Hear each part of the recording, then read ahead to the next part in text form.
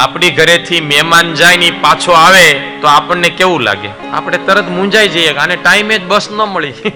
અત્યારે હા, બાકી પહેલા તો મહેમાન આવતા તો 15 દી રોકાતા. અઠવાડિયું મામાને ત્યાં, ફઈને ત્યાં કેવા રોકાતા આપણે. વેકેશન પડે એટલે પેલા મામાનું ઘર આપણને સાંભળે. એ સમય હતો વાલા.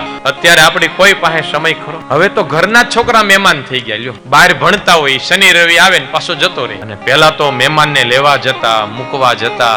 હવે તો કાયદેસર કોઈ આવે એ પેલા જ બોર્ડ મારી દીધું હોય, કૂતરાથી સાવધાન. બોર્ડ તો મારે પણ હેઠે પાછો પોતે ઉભો હોય, એટલે આપણે વિચાર કરવો પડે કે આનથી સાવધાન રહેવું કૂતરાથી. અને કા લખ્યું હોય રજા સિવાય અંદર આવવું નહીં. એટલે પેલા તો મહેમાનને આપણે ત્યાં લેવા જતા હતા.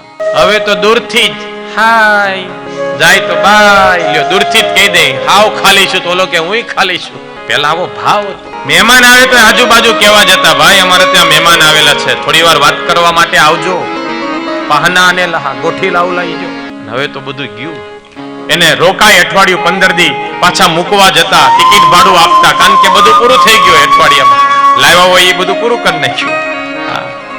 અને અત્યારે પણ આપણે એના એ જ છીએ. હવે મહેમાન ક્યારે જાય એની રાહ જોઈએ, કે જાય તો આપણે છૂટા થઈએ. હકીકત હું તમે એના એ જ છીએ, પણ આપણા વિચારો, આપણા સ્વભાવો બદલાઈ ગયા છે. એ જ વિચારોને મજબૂત કરવા માટે આ કથા છે.